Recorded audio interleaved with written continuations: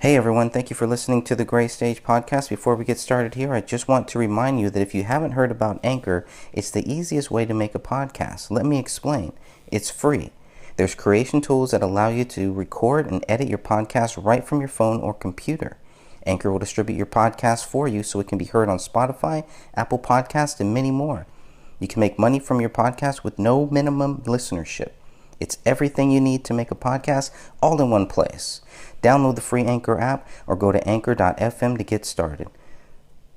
Welcome to the Gray Stage Podcast. My name is Greg Fernandez Jr. I'm one of many researchers looking into this case. I began looking into this case trying to prove David Crowley guilty. 5 years later, I still don't have any proof. We have a lot of speculation, but we have a lot of speculation about many different theories, including what the investigators told us. We're going to go over my book thoroughly, looking at all of the different points made in that book. And where we go from there, we'll see. This is the monthly podcast, and I want to thank everybody for joining us here. God bless you all. Let's get to it. First responders. At 1:04 p.m. on January 17, 2015, Apple Valley Police Sergeant Greg Dahlstrom arrived at the crime scene. There he saw Colin Prochnow standing in Lorraine Tuppy's driveway. Mr. Prochnow approached the officer stating there were bodies in the living room of the Crowley home. Sergeant Dahlstrom then approached the front window and looked inside the residence. I noticed several obviously dead bodies lying on the floor near the front picture window, Sergeant Dahlstrom wrote in his supplemental report. I noticed a black handgun on the floor as well. Lastly, I noticed a medium-sized dog barking and running among the bodies. I advised dispatch of my findings, Sergeant Dahlstrom continued, and requested the channel be restricted to emergency traffic. The sergeant then informed Captain John Bermel of the situation. Officer Tara Becker was the second responder to arrive at the crime scene. Sergeant Dahlstrom advised me that there were in fact 3 deceased parties that could be seen from the large picture window at the front of the residence. Officer Becker did not report seeing the bodies in any of her supplemental reports we received. Officer John Broughton arrived third. With all 3 officers standing on the west side of the house, they could smell the odor of decaying bodies. Officer Broughton was the first officer to check the back of the house. I was instructed to check the rear of the residence for any signs of forced entry, Broughton documented. The backyard is fenced in with a chain link fence and the gates were closed but not locked. Officer Broughton entered the backyard and saw fresh animal tracks in the snow. Signs of forced entry were not found on any backyard windows, but there was an open door.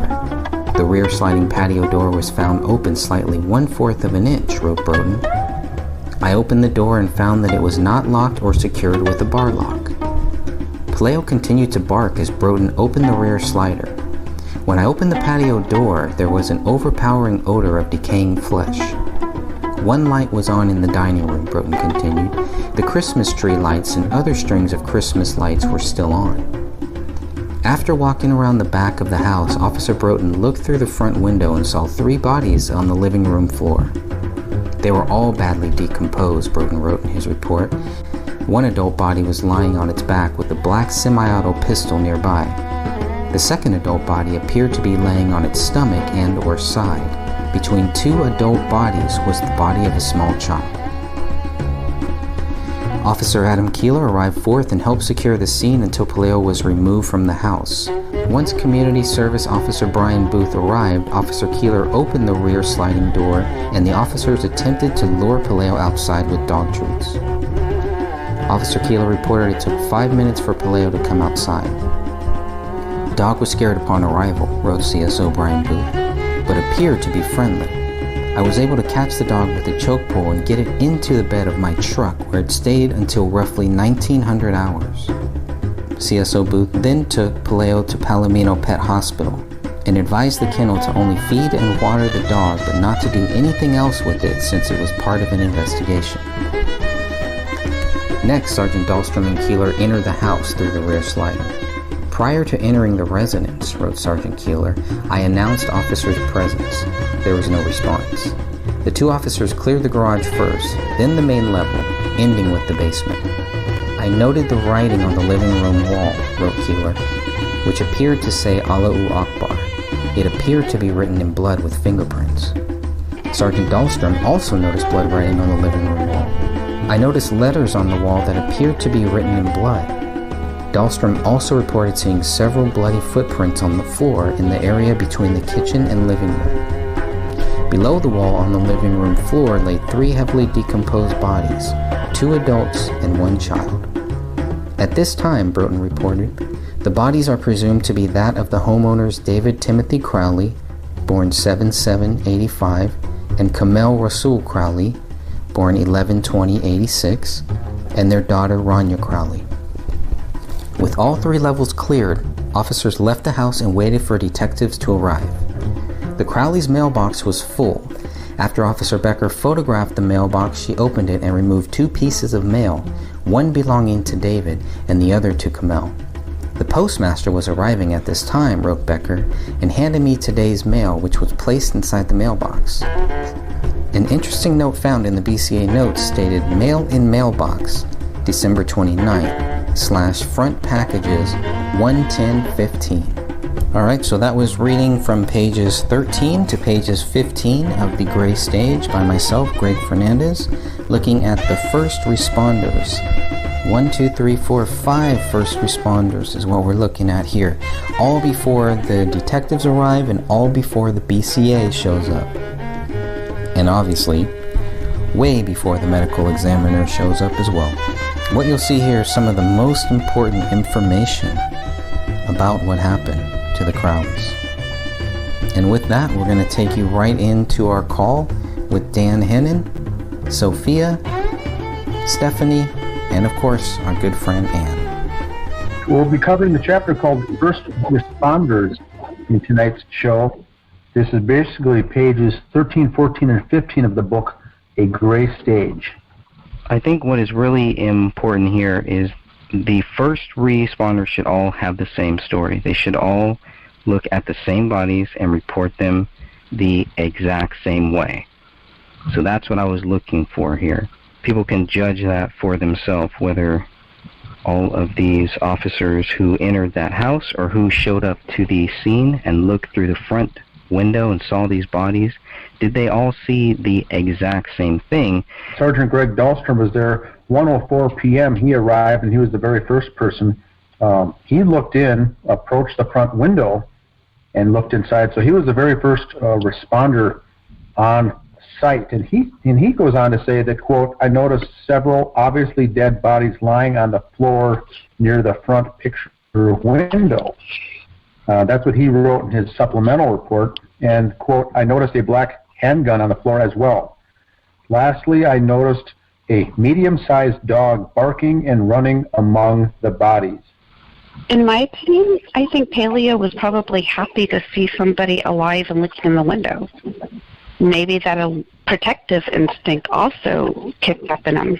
I was thinking it was more of a, like, this is my house, what are you doing looking in the window type of thing from Paleo. That's at least what the feeling I got from reading all the reports when they talk about how frantic he is. But I've kind of changed my view on that a little bit. I'm not so 100% on that because of the smudge marks on the window. The window was surprisingly clean for a frantic dog being near it. I still don't think he attacked that window the way that certain people have said it. Yeah, these officers don't say anything like that. Correct. Very different. And Paleo knew them. Paleo had at least seen Colin Prochnow and Judy Prochnow at some point, I'm guessing. So Sergeant Dahlstrom then basically lets Captain John Burmell know about the situation. And then Officer Tara Becker is the second to show up at this crime scene. And what was very curious to me is that it doesn't sound like, if you read Officer Tara Becker's documents, it doesn't sound like she sees these bodies, period. Maybe I'm reading more into it than I should, but... Should she have looked? She had to have looked, didn't she? Confirm what she was told? Like, shouldn't she have had to look? And I would think so. I don't know why she wouldn't. But if she did, shouldn't it be here? Shouldn't it be in these documents? Yeah, in her report, I saw, like the other guys put in. Right. Whereas with hers, it's so-and-so advised me. And she does see them later because she's taking photos. She's either taking photos or taking video, but she's in there later on, so you would think that at that point there should be some documentation from her. And she is, I don't believe she's a tall woman. I think she's very short in stature, so she wouldn't have been able to see through that window anyway from the outside. Even being on her tiptoes, she wouldn't have been able to see in. So that would make sense. I agree that she wouldn't have seen by first responding, officer until she actually went around through the back and went into the residence. I think I agree with Stephanie. I think the dog was just frantic, running around. May have been excited to see living human beings as well, or just frantic, excited, or all of the above. I think the dog was just running around, didn't know what to think. I don't know if the first couple of squad cars came on there with their lights and sirens on and everything, and may have been very startling. Or maybe they just showed up with no lights, no sirens. We don't know. The dogs above us, every time that sirens go by our apartments, they freak out. And I don't know how Paleo was, but if they came in with sirens on, it's very possible that could have set them off too. Now, I know that like ambulances or police that go by our apartments, when they turn into a residential area, they leave their lights on, but their sirens are turned off. But we're next to a really busy boulevard, so when they're on that, they leave them on. But as soon as they turn down the residential road, they turn the sirens off, but the lights are still on. So I don't know what the procedure is in Minnesota or Apple Valley. I mean, you would think, okay, if it's just for a welfare check, maybe not, which is what Colin, tells him. That's what he wants after seeing the bodies. Just, can somebody come and do a welfare check? But listening to what Judy said, you can, it's like there's a murder or a suicide and the dog is eating bodies and there's presence out there. At this point, they don't know that there isn't a killer in that house based on her call. It's a big difference than just coming over and doing a welfare check. But the officers, they don't act like there's some impending danger or anything like that. It's more about seeing those dead bodies, and obviously they're going to clear this house at some point, but they have to get that dog out first. So at this point, do we already think that they're not worried about finding anybody in the house who might have killed these people, and they're not worried that there's presence out on the front doorsteps?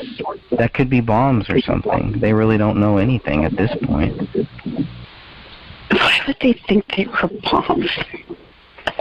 Well, because they don't know. That's the thing. They don't know what they're walking into. They have no idea if they're about to walk into a house that's going to be, blown up any second. They don't know.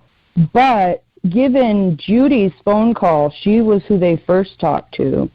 And from her phone call, it doesn't sound like there's kind of any imminent danger. And then, you get to Colin's part, and it's more or less like, okay, well, there's dead people in there, but there's really no threat anywhere else. Correct me if I'm wrong, but I don't remember reading anything outside of the gossip from the friends that there was any suspicion of bombs.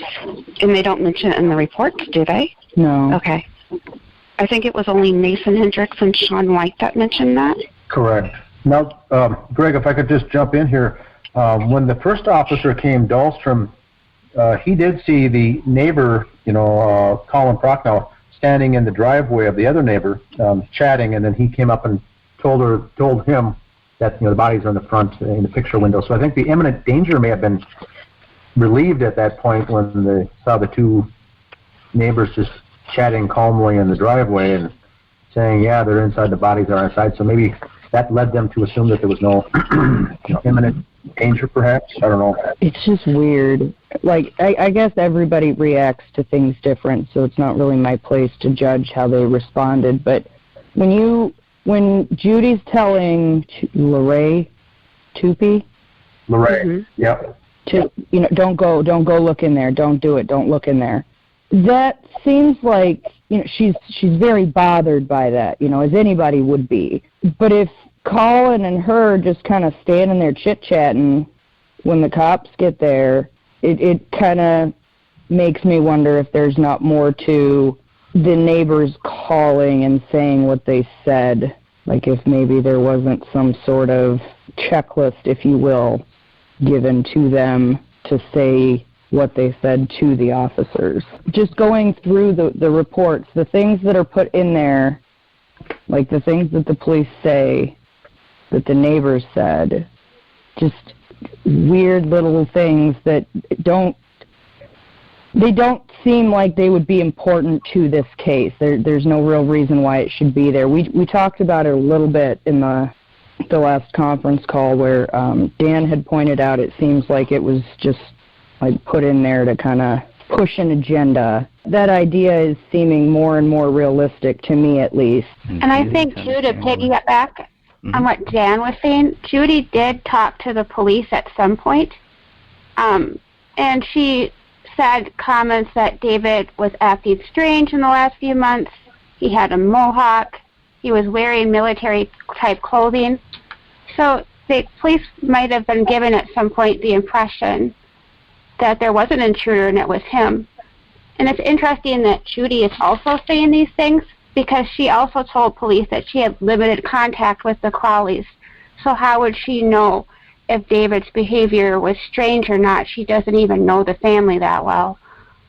I mean, this is a woman who said that her grandkids she used to allow the grandchildren to go over and play at David's house, and then she turns around and the next comment will say, I really didn't know David that well. It's like, which is it? Do you let your grandchildren play with strangers inside of that stranger's house? Well, she had also said that she's not the one who decided the kids couldn't play over there anymore. It was her daughter, because her daughter is the one who got the weird vibe from him. It wasn't even her. So then you've got the fact that Colin is the one who supposedly saw the gun. Judy didn't actually see the gun. It's really hard going through and separating what she actually saw versus hearsay from her daughter or her husband or another neighbor or something like that. Well, she's even gone on the record saying that she was shown the new furniture by David. I didn't see that. Yeah, she put that in a comment. I have that, actually. And why would, if she barely knew him, why would he invite her inside to see the furniture? All right, so third to show up on the scene is Officer John Broughton. While all three officers were standing on the west side of the house, they could smell the odor of decaying bodies. Now, Broughton he's the first person to check the back of the house. So you have three officers there. They've already looked through.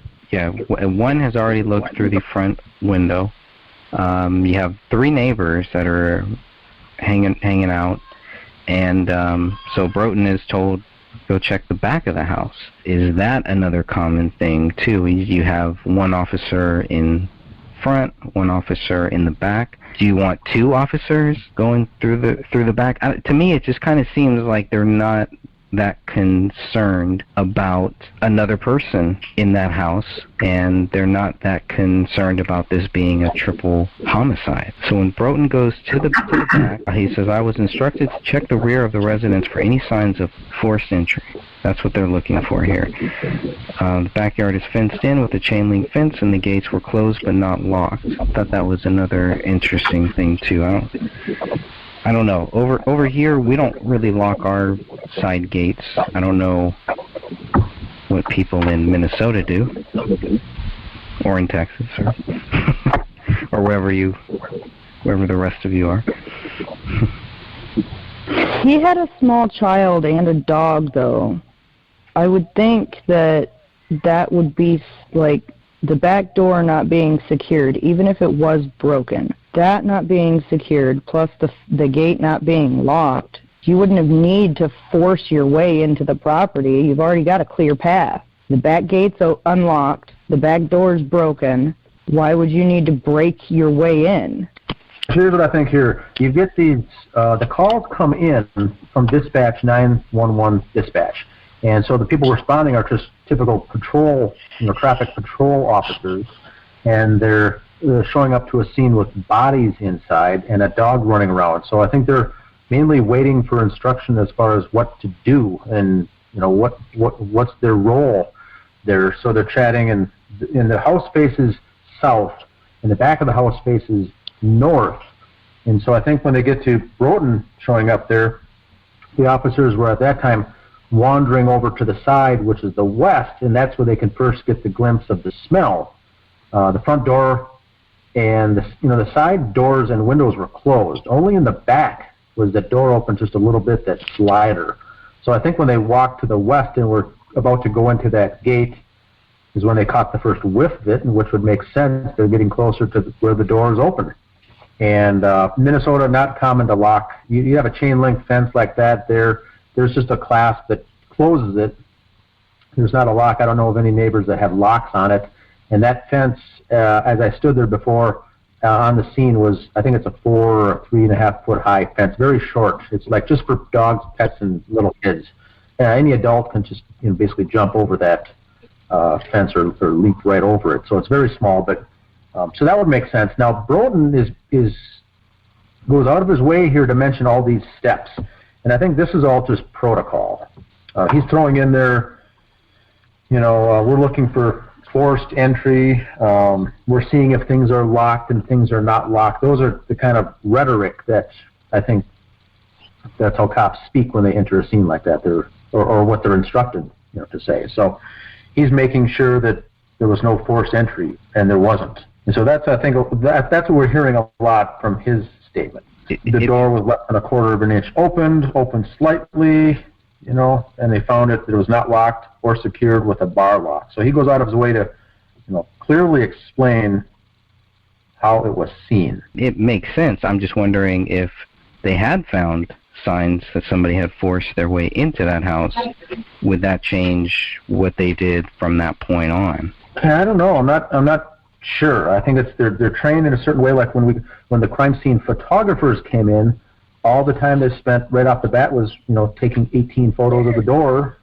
because that's their training, is to show was anything on the door, the jam, was it jammed, was it locked, was it pried open, how was the door open? So like Broughton here enters, the first thing he's on his mind is there any kind of forced entry? Now I think with the neighbors standing around, that I think lessened their alert for someone in the house, and the dog barking, and the first call came in saying that bodies had been here for a while, but I don't think there was any urgency that there was a threat on the scene. But they still have to go through the process of clearing the house, which is coming up on the next pages. Well, they did a good job starting out with protocol, so what happened? Because protocol is not touching things and moving things. When you're just doing your initial picture taking, you're not supposed to be moving anything. You're documenting what is there before anything's moved. So they started out strong. And Officer Broughton has been there a while. He's since retired. So he was a senior level.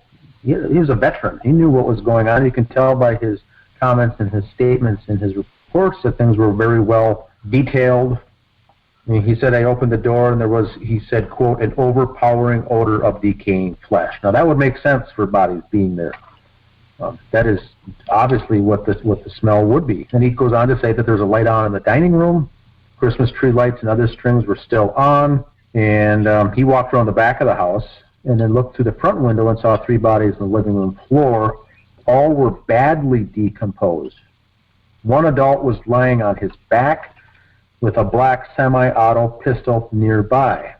Second adult body appeared to be laying on its stomach and or side.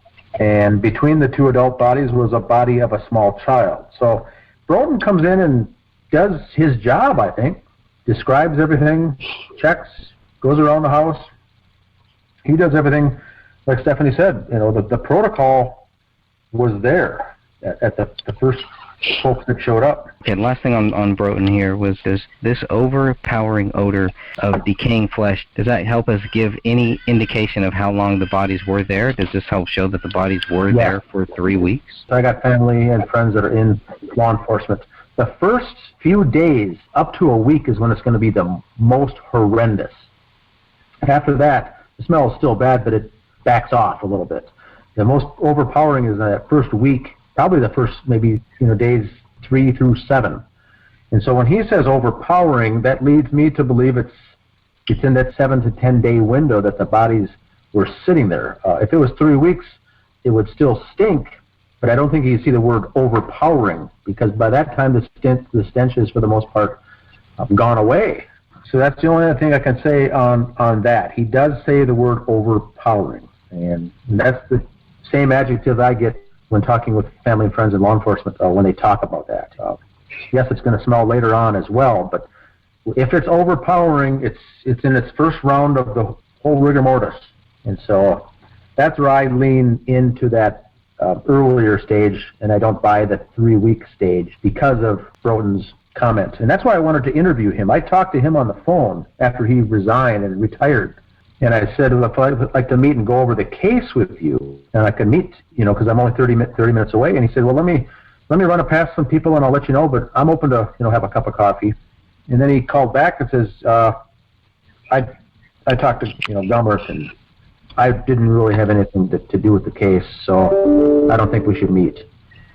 And so my answer is, these pages, Greg, here that you wrote, show that he was one of the very first people on the scene, saw the dog, saw the door ajar, smelled the decay. He would be a very good interview, I think. But someone did not want him speaking to me, even though he was no longer with the force, which had nothing to do with anything. He didn't have to ask permission at that point. Go ahead, Stephanie. I was just going to say, I completely agree with you there. That seems very odd that he would say that he didn't have much to do with it, because from just reading this, not even considering the whole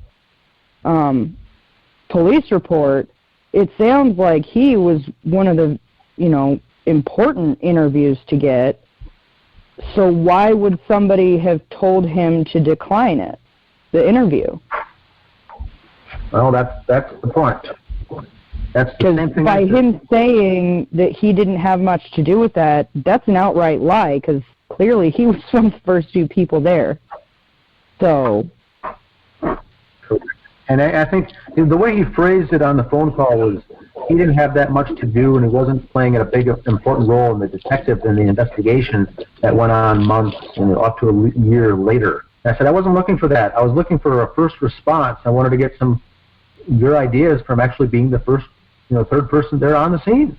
That very first initial shock and the sounds and the sights that you saw and you witnessed, I think would have been very helpful for a 10-minute interview. That's all. I wasn't talking about the detective in the investigation case, but he says I didn't have much to do with the case, so I shouldn't interview you. I shouldn't be speaking with you, or something to that effect. That's just pretty odd. But then again, his son is now in the force at Apple Valley. Oh. So there's still a connection that's not out altogether. His son is on that. He's one of the patrol officers, I believe, in Apple Valley. Was his son a part of the force when this happened? Not that I know of. I don't believe so. He may have been a junior officer or something to that effect, but he wasn't a sworn officer at the time, I don't believe. He was a part of the case, the Josephson case, but I don't think he was a part of this case. John Broughton's son was part of the other case. The other one. Looked at. Yeah. Okay. Oh, yes, Murder, suicide. Interesting. That happened, how long after? November 3rd, 2016. So we'll move on to Officer Adam Keeler, and he showed up fourth. and he helped secure the scene until the dog was removed from the house. What do we know about Community Service Officer, CSO, Brian Booth? Because he's the one who was called to help take the dog out of the house. So I guess Community Service Officer Brian Booth had some experience with dogs at this point. There was a reason why he was called to help take this dog out of this house. I just always assumed that he was like a dog catcher or worked for the pound. That's kind of what I thought, too. Maybe I'm reading way too much into it. Like, I never really thought much about it. Like, he came and got the dog, so I thought, oh, okay, so he knows about dogs. And then just further along, you just kind of forget that he was the one who came. And he just throws Paleo in the back of the truck and leaves him there for hours. That's a good topic, Sophia, because the phrasing here had some questions early on in the case in the Justice page, because it says that he got there, got the dog out, and put him into the bed of my truck where he stayed until roughly 1900 hours. Now, 1900 hours at 7 p.m., and that day I think it was 17 degrees outside on a January day in Minnesota in winter. So we assumed it was a pickup truck with an open bed. Later they said no, the only squad cars that were there were SUVs and like a Ford Explorer type of a thing, and that's where the dog was. And I said, here in Minnesota, you don't call that the bed unless it's a pickup truck. So why would he explain it as the CSO officer saying I took Paleo and put him in the bed of my truck? And really he just meant essentially the back seat or the way back area of an SUV. Just had him there. So the car was on, the car was running, so the car was warm, and so I put to bed any stress there was from members of the page thinking, why was Paleo standing outside in the shivering cold in a pickup truck? So they said they had the car running, so which prompted the next question. We said he had the car running till 7 p.m. after getting there at 1, so 6 straight hours. And I think this was Judy Prochnow who was giving all the background on this, like saying, no, there was no pickup for the truck.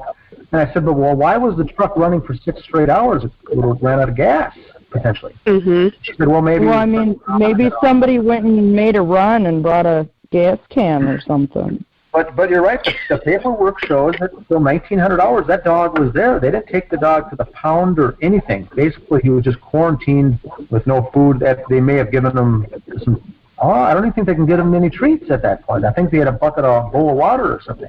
They still didn't know what was in his system, so I don't think they were allowed to give him any food. Yeah, they had treats to get him out. So they had some treats, but I don't think they were allowed to give him any food. Then they took him to the Palomino Pet Hospital and advised the kennel to only feed and water the dog, but not to do anything else because it's part of an investigation. So that was Brian Booth and Officer Adam Keeler. But that was very strange. Some of the words that were used, the length of time that was mentioned. See, when I think of them wording bed of truck, I think of like an F-150 with one of those hard shells on the back of it. And oh, yes. I was thinking that too. Yep. Whether or not it was open, it could have had a topper on it or something. But we're thinking of kind of a pickup truck here in Minnesota is what we think of. F-150 with or without a topper, but still with the topper on, 17 degrees is not insulated. And with no topper on, 17 degrees is exposed. So either way, that doesn't make sense. And then I think that was at the time that Judy said that they were like all Ford Explorer type of SUV patrol cars that the dog was in. And I said, I still wouldn't say that I put the dog in the bed of my truck if it's an SUV. So I said, the terminology seems odd. But regardless, if they were there at 1 o'clock, 1700 out, 7 o'clock, that's 6 hours that the dog was sitting there doing nothing.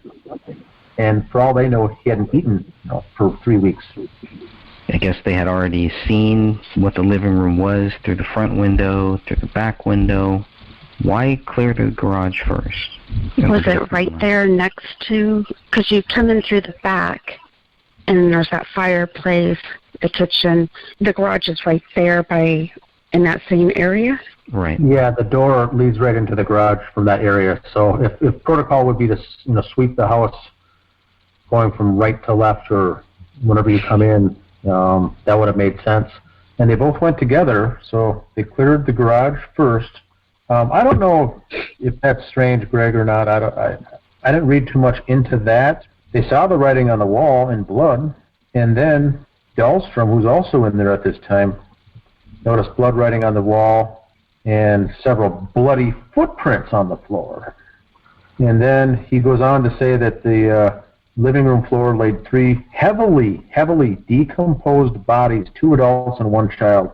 I think the word heavily is left up for debate. The Apple Valley homicide, they get one average of 1 homicide a year in Apple Valley, Minnesota. Very rarely would any of these officers even see a decaying body at all. So I think what they saw was they were decaying, but David and Kamel were bloated. The bodies were bloated at this time. So they were in, I think, that first round of decay or rigor, but not maybe heavily decomposed. That's the only thing I have to say about that. It wasn't like they were there for, months or something, but he did say heavily. Now, Broden goes on to say that the body's presumed to be that of the homeowners and the daughter. All 3 levels of the house was then cleared, and officers left the house and waited for detectives to arrive. So the 3 went in, cleared, and then there was no threat. They began then to wait until the detectives arrived, which is also protocol, I'm assuming. Do we have the recording of them clearing the house? Yeah, the audio looks like it was definitely cut. So it was definitely cut for certain. I'm not sure why that audio was cut, but you can clearly see, maybe just because there's nothing happening during that time. That audio recording is very important because you can hear how they sound. You can hear their dog. That's probably one of the best ones, one of the best reasons. Is to hear what does their dog sound like during that call. I need to listen to that again. I was posting in the group very early on, so somebody had that audio, and I just want to thank them. Whoever you are, thank you for posting that into the group because I thought that was a big help. The way this says they saw several bloody footprints on the floor in the area between the kitchen and the living room. The picture I get in my head is you can clearly see a lot of bloody footprints in that area. So when you look at the pictures, you wonder where they're talking about because the pictures that's not what I would say is several bloody footprints. I mean, it's a few, but it's just severely lacking for what you picture in your head versus what the picture shows. Well, I mean, there's several people that have gone on the record saying that David walked around the crime scene for several days and was staging it, and it's crazy. There's possibly 2 and 1 handprint. Yeah, there was another rumor, too, remember, about how that they had proved that those were David's footprints. And we know that that's not true at all. Correct. And I don't think that the people who told us that, I don't think that they really looked at it. I think somebody told them that. Mm-hmm. I don't think that a lot of these people, a lot of the family and friends, from what I've gathered, they have not looked at a lot of these documents. I do not believe that they have looked at these documents. And if I'm wrong, then I have no problem being wrong. Only they know what they have looked at and what they haven't. But based on the conversations that I've had with family, friends, I do not believe that they have read a lot of these documents. Well, how could they make a documentary, or a supposed documentary, of this case? Yeah. But not read the documents? Yeah, they didn't want to read them. They didn't want to look at them. Well, I mean, that's just like the private detective. Yeah, he had it all. He looked at it. It's like he just skimmed over it. They weren't looking for anything that might stand out. It's all just speculative, and it's all based on feelings of them wanting David to be guilty, not on giving him the benefit of the doubt that we are innocent. We are supposed to be until proven guilty. I would just say that the raw audio that you guys mentioned is on YouTube, and if anybody's interested, you can look it up and listen to for yourself. Also, if anybody's just catching on to the case, like Greg had mentioned, make sure you read the documents Greg has posted. Look through the crime scene photos and see for yourself so you can be better informed about this case. And just to let everybody listening to this podcast, all the files pertaining to this case are located within the Justice for Crowley, or David Crowley and Family group, and it's all located at the top of the group. They've been added by different members, Greg, Dan, myself, everything from that we've received from Apple Valley and the BCA is all up there. We still got one more paragraph here to cover. So the Crowley mailbox was full. After Officer Becker photographed the mailbox, she opened it and removed 2 pieces of mail, one belonging to David and the other to Kamel. The postmaster was arriving at this time. So this kind of gave us an idea of when the mail was being dropped off every day. Based on this, kind of assuming around 2 p.m., maybe 3 p.m. Another interesting thing is that the postman handed her David Crowley's mail. Where the mailboxes are, because this isn't like David Crowley's mailbox is at his house. It's actually towards the sidewalk with 2 other mailboxes too. And what's in those mailboxes is also another thing here, but I think that's covered later on, so I won't get too much into that. But as a mailman, as a postal service, or a postmaster, as it's written here, aren't they supposed to put the mail into the mailbox, not hand it to somebody? My mail people won't even hand it to my kids. Like, if I ask them for it, they'll walk up to my door and still put it in my little slot. When we lived in another town where we had a mailbox, like kind of connected with the other neighbors, they still wouldn't hand it to any of my kids. They would go and put it in the box. So I'm wondering why this postmaster handed it to her Officer Becker. Maybe that's why, because she's an officer? She's an officer. I've walked up to our mailman plenty of times and asked him before he's started putting mail in the mailboxes and asked for mail for 2201, and he hands it right on over. But he drops packages off at our home all the time, so... Well, I would think if Tara Becker, if she asked for it, I think he would give it to her, but maybe he just felt like, okay, well, she needs to have this, because she was going through David Crowley's mail right at that time, at the same time. So, well, she talks about 2 pieces of mail, but the mailbox is about 2/3 filled. I'm looking at the photo right now. Right, and we don't know if that photo was taken after, because after she does all this, she puts everything back in there. I do believe it's put back into the mailbox, if I remember correctly, and then it's filmed, or then it's photographed. This is from BCA 488, page 100. This is a note found in the BCA notes that states, there's mail in mailbox, and the dates are from December 29th, front packages 1/10/15. The 1/10/15 date is something that still baffles me. I don't know what that means.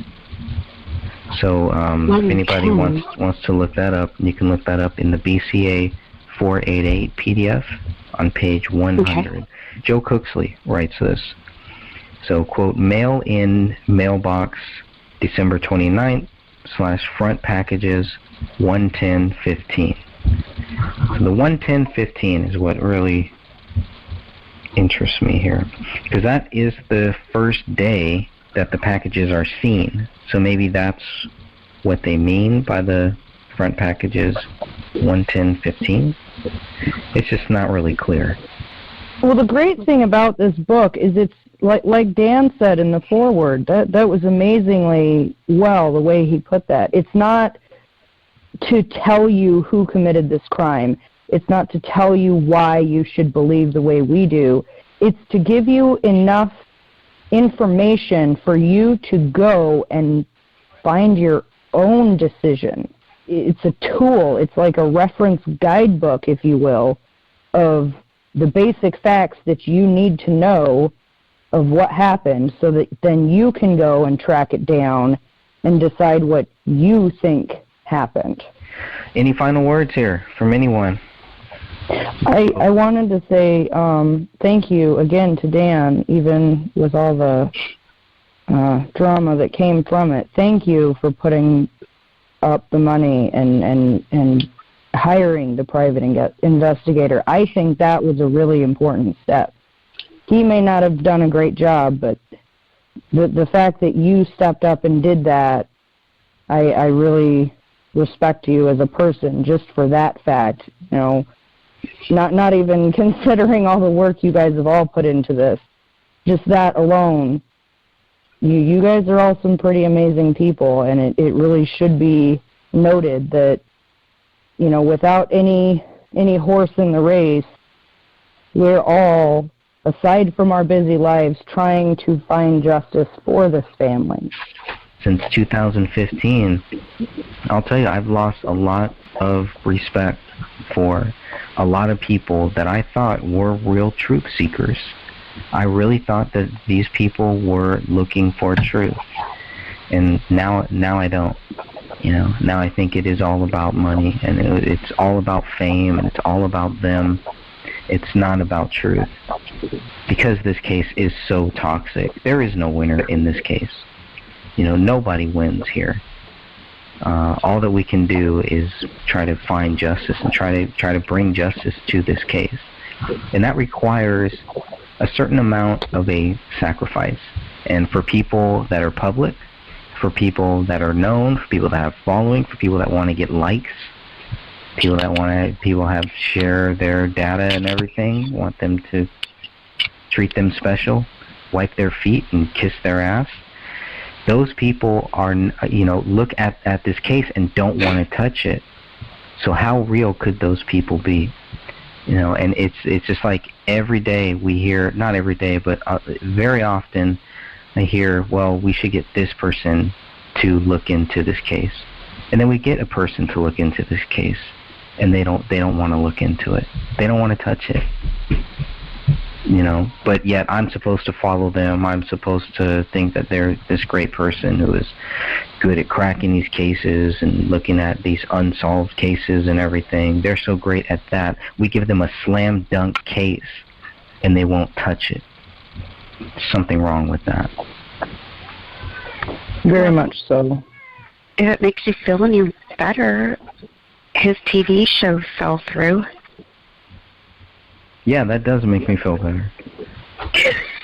I just think, given all the things that he's got in the works, like as far as his own personal career, I really think he did not want to disagree with the police officers on this case, because if he had openly come out and said, well, yeah, you definitely got something here, Dan, then all those police officers, all the rapport that he's built up over all these years with all these people would be gone.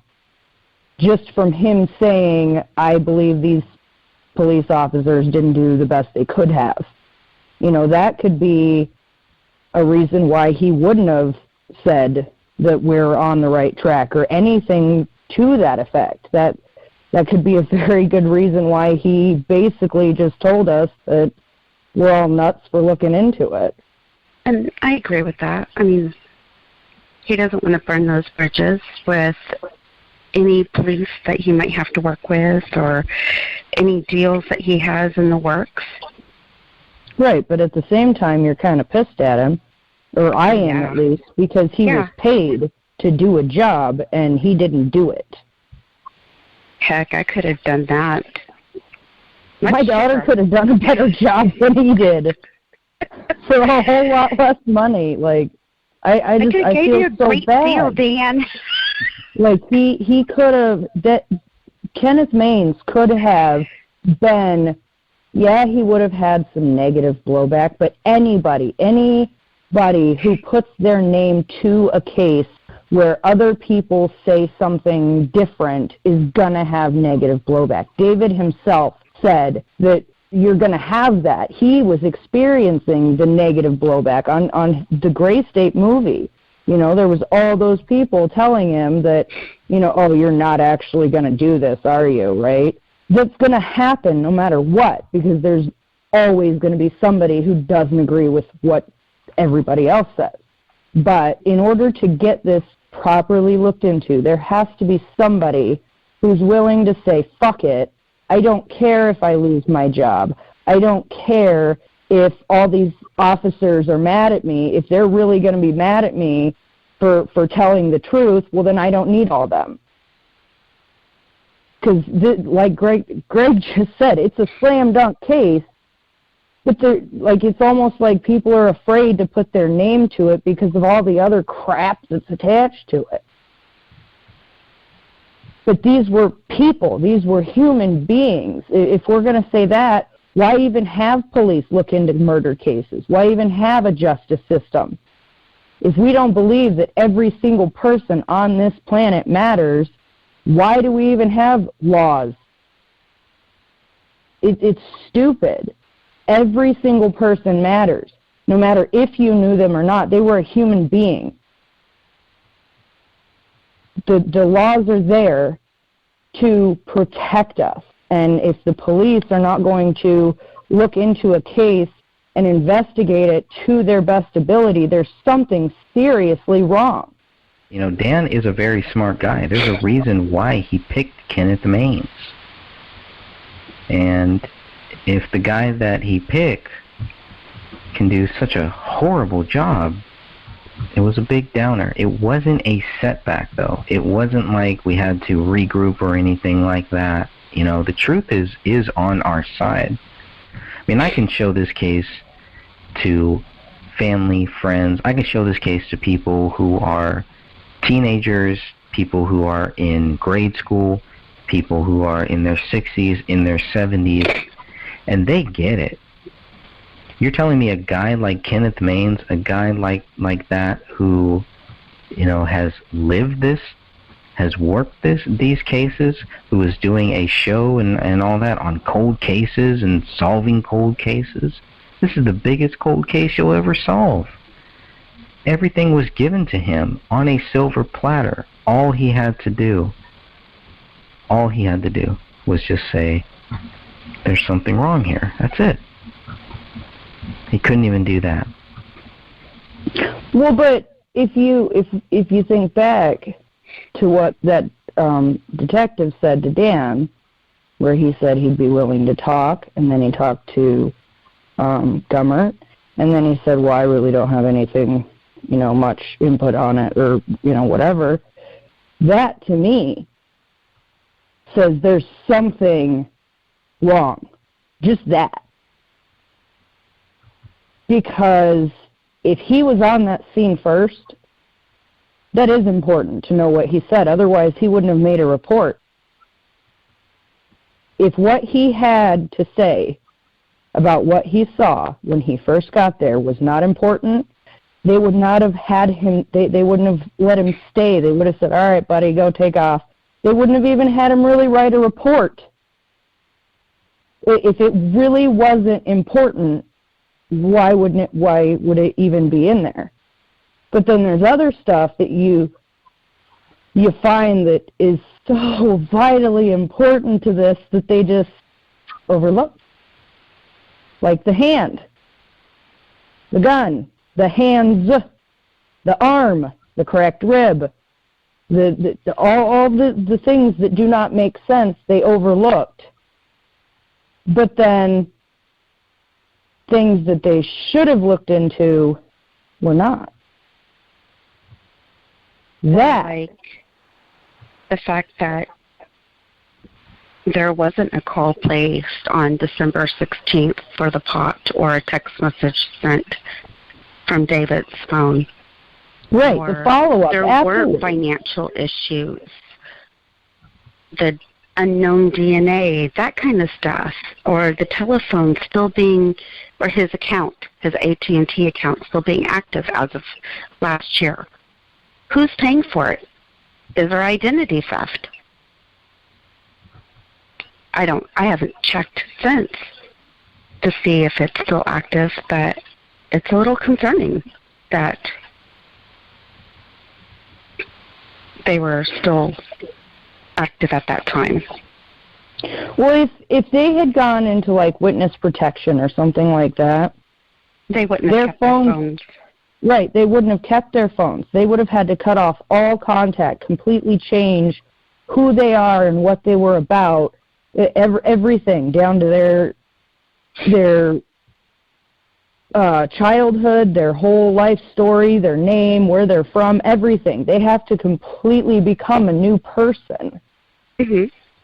That's the whole point of witness protection, is so that you can be given a new identity. So if they were in something like that, those phones wouldn't have been paid.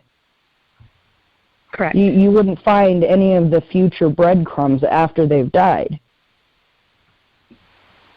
If they did it on their own, in this day and age, that is insanely hard to actually pull off, because there are cameras everywhere. Every single, well, not every single person, but pretty much every single person on this planet has a phone with a camera and a recording device of some sort, whether it's an app or just the phone itself. They would be found. All right, I want to thank you all for listening here. This is episode 3. I hope you enjoyed this discussion with Dan Hinnon, myself, Greg Fernandez Jr., Sophia, Stephanie, and our good friend Ann. So these 3 pages are from the first responders and what they saw when they first entered that house. This is what happens. This is the gray stage. Right now we're going to play the audio from when the first responders enter the house and clear this house. The 2 officers to enter the house and clear the house are Sergeant Greg Dahlstrom and Sergeant Adam Keeler. From this audio, I'm not sure which officer's voice you will hear. This is the raw audio from one of our members, Ken Pasquale. 45S41, I'm in the area of the suspicious vehicle, territorial drive. 10-4. 10-4, go ahead. 2933 Sam 14 for suspicion. 1055 Ramsdale Drive. Cop reporting suspicious behavior next door. Went over to the home to the right of the RP. Sees dead bodies inside the house. Dog inside. Sees a gun in the house on the floor. 933, copy. 10-14, copy. 4933 additional. Go ahead. According to the RP, residents have been out of town since before Christmas. Now there are Christmas presents out front, a dog inside, and what looks like possibly bodies inside, a gun laying on the floor inside. Copy. Want me to start medics? You can start them. I'll be en route in about 1 minute. Received. 4920, you can put me on that call. Just 10 minutes, and I'll have comments later. What? Sam 14 is 7 medic stage. Yep. Of the residents where the bodies are is 1051. 1051. 1305. Sam 14 remote. 10-4. 1305. 49 Sam 14. 49 Sam 14. Stand by, man. 10. 4920, I'm out. 934, send me the ramp, so home. 49 Sam 14. 49 Sam 14. There's several obviously deceased bodies in the front. Why don't you give us 1033? Wait for 34 to get here and we'll make entry. 1033 traffic for 4900 squad. All others go to TAC 10. 1033, 4900, 1307. 1034, still on it. Separation. 49 Sam 14. 49 Sam 14. Do you have our CSO come with his catch pole as well? It's a very angry dog inside. 10-4, 49 Charlie 1 copy, I'll clear you. 4933, rear slider is unlocked, slightly ajar. Copy, rear slider, unlocked, slightly ajar. Charlie 1 copy. 33 up 2. 33 2. Kids, just let Apple Valley know if they get busy with pending calls, we can help out. 10-4. Copy. 4934 76. 10-4. 3517, I copied, I'll take care of it.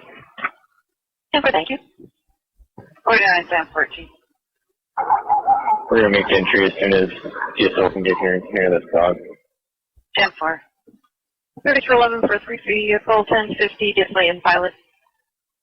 11 I copy. And they're pulling into the gas station. 10-4. 1350. 34 to C1 on the main. Go for C1, go for C. Winter 20.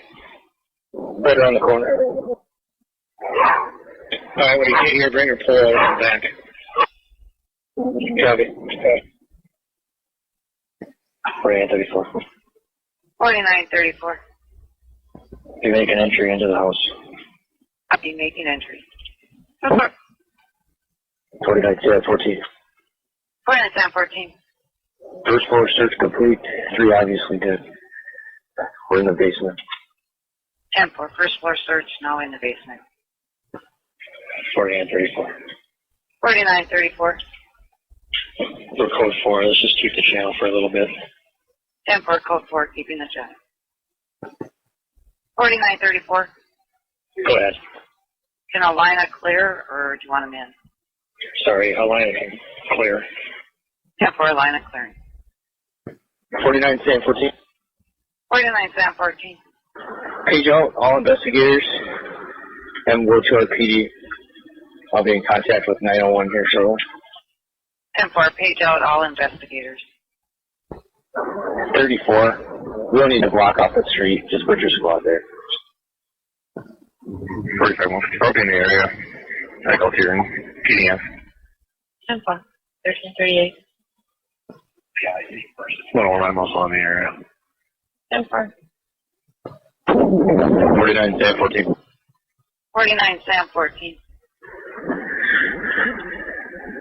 We get BCA call. Have them call the number on my login screen, please. And what you have are people that are accusing David Crowley of this crime without the evidence. Looking through all the evidence here, as we are going to do by going through this book, is to show that there is no evidence that proves David Crowley guilty. None of this does. It's all based on feelings. It's all based on what the investigators quote unquote believe. And it doesn't mean that all of the investigators have come to the same conclusion that their superiors have. But it's very clear at some point the investigators and everybody else had to fall in line with what the official theory would be.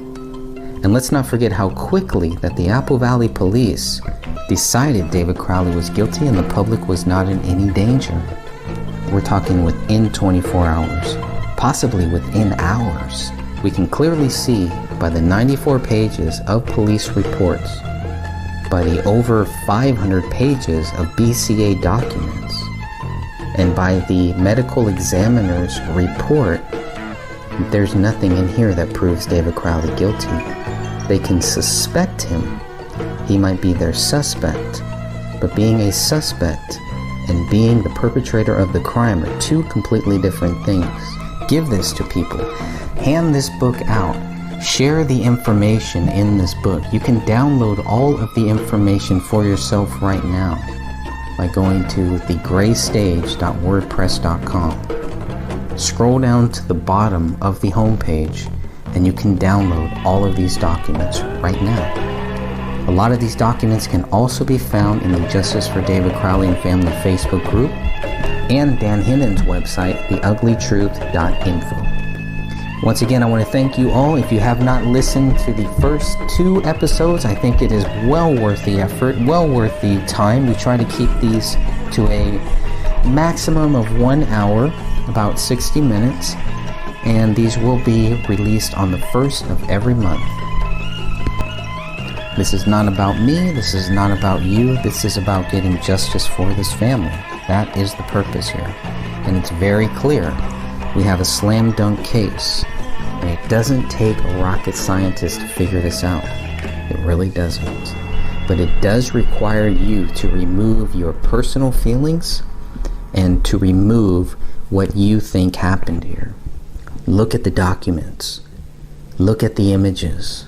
You can clearly see David Crowley is innocent until proven guilty, which can never be done for multiple reasons.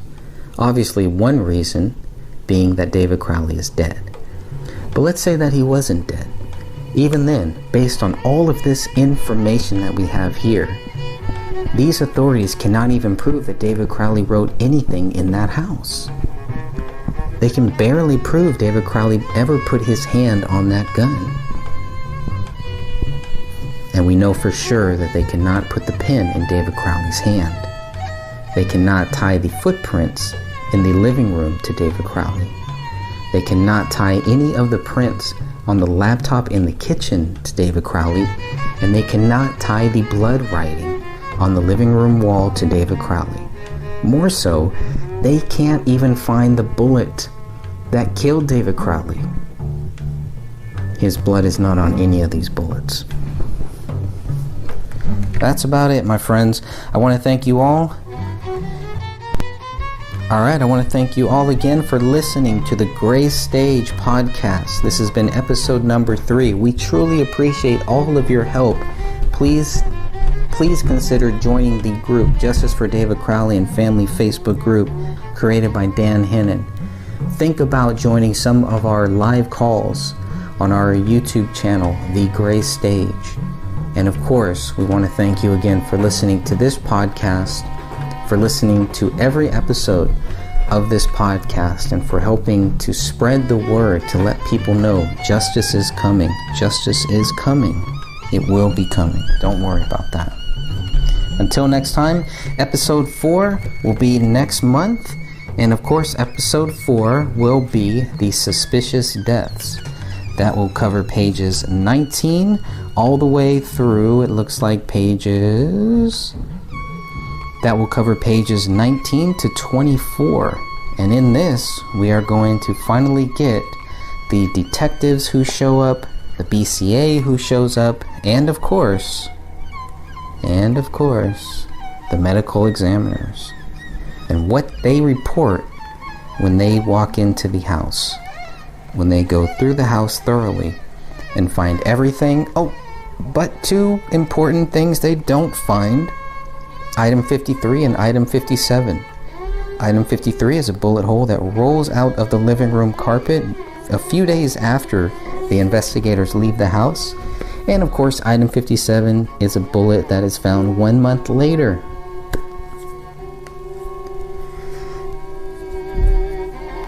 And that bullet is only found because investigators are told that there is a bullet hole in the living room ceiling.